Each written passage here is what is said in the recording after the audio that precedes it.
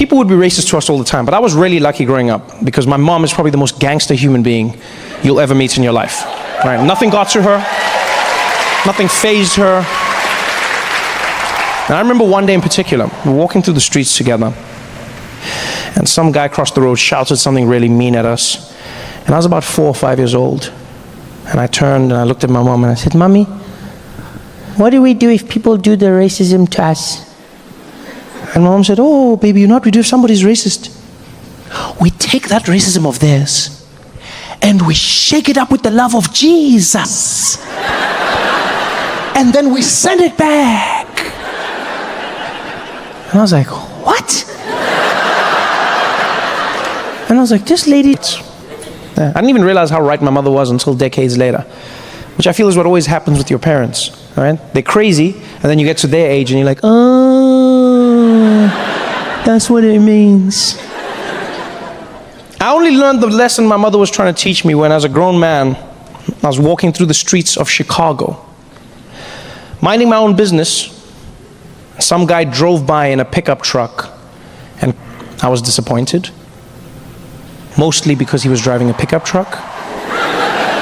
Yeah, I just felt like that was an unnecessary stereotype that he didn't need to perpetuate. You know?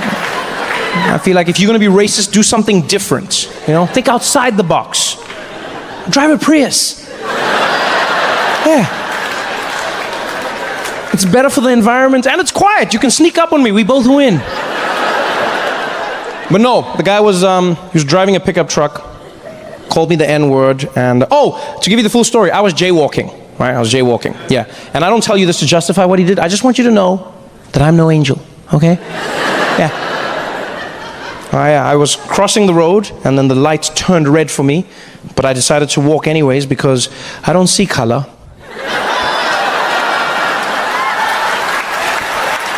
This man was so offended by what I had done that he drove his truck around me, rolled the window down, looked me dead in the eye, and he was like, "Get out of the road, n***!" In that moment, he was waiting for me to be like, "No." More importantly, who he didn't know was my mother.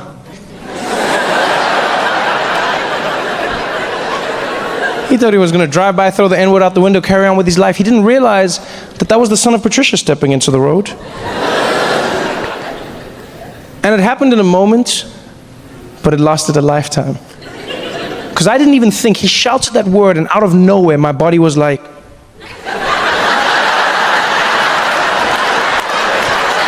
I was like, "Oh shit, this is it!"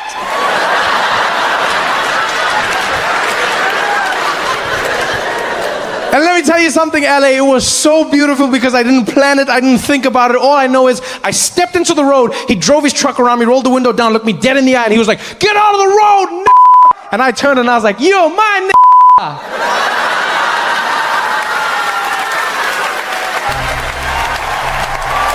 And he almost crashed and died. Yeah, I've never seen a human being question themselves so many times in a split second in my life, right? Because I was smiling, and I could see in his face, he was like, "Wait, do I know you? Do I look like someone you know?" And I don't know why he did this, but I'll never forget it. He looked at his hands.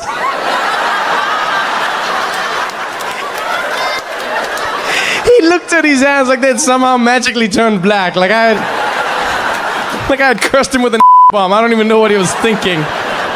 Hey guys, thanks for watching.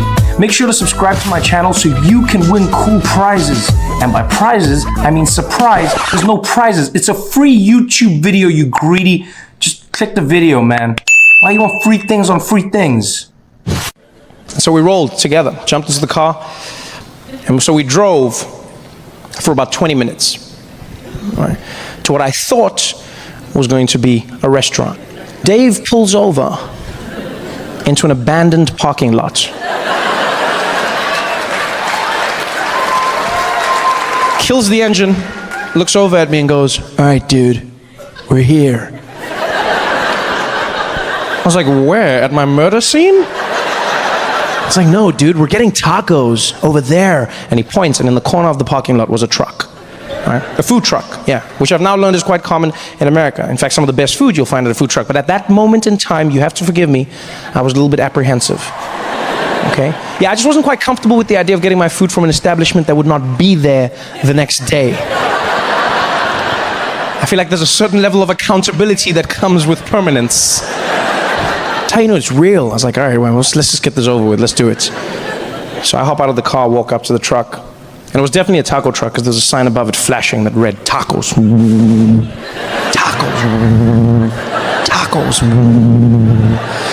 By the way, weird piece of trivia about me as a person. I hate signs that flash but don't change.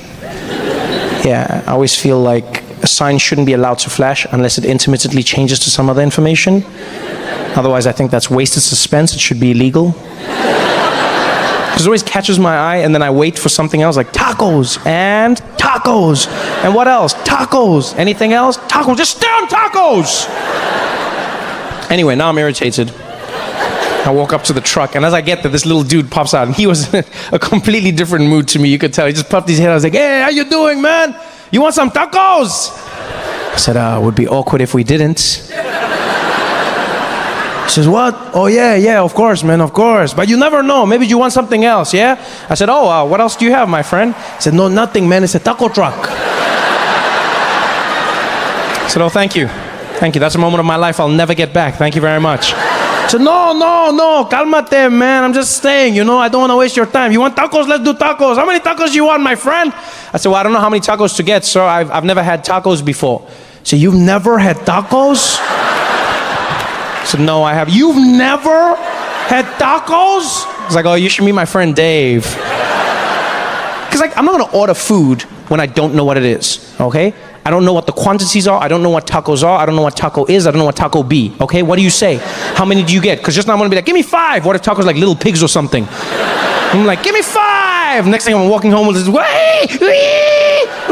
And that's how I started my farm. Like I have no clue what these things are. So I'm like, yo, man, I just want to try the food. Just give me enough to try. He's like, okay, you just trying it out. 2 tacos is enough, my friend. I said, okay, then give me 2 tacos. He's like, 2 tacos, coming up. Guy goes to the back, starts preparing the food. I have no clue what's coming out. Comes back a few minutes later. He's like, hey, my friend, your tacos are ready. I said, thank you, man. Thank you very much. He's like, yeah, you want a napkin? I said, I'm sorry, what? I said, do you want a napkin? Napkins are the things babies wear to hold their shits.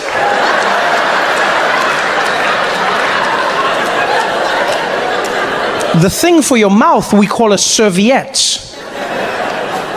But I didn't know that, so at this point, this man had just turned to me, offered me food, and then said, you want a napkin? I said, I'm sorry, I'm confused. Why would I want a napkin? So man, for the mess afterwards.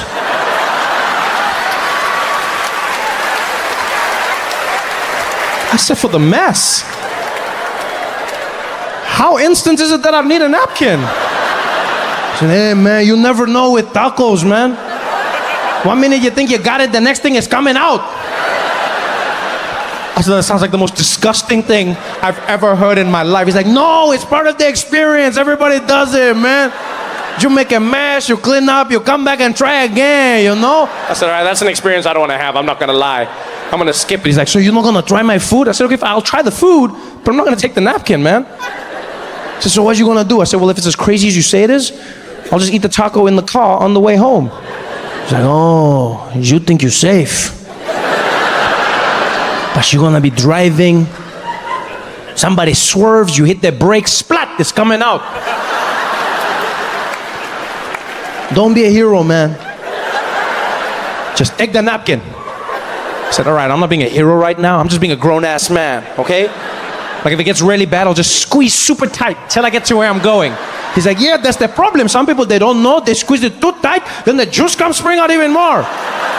It can spray on your pants and on your shirt and all. I'm like, on my shirt? How the hell does shit get all the way up to my shirt?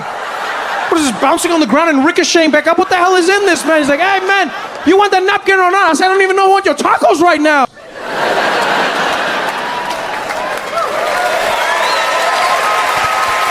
Hey guys, thanks for watching. Make sure to subscribe to my channel so you can win cool prizes. And by prizes, I mean surprise. There's no prizes. It's a free YouTube video, you greedy. Just click the video, man. Why you want free things on free things?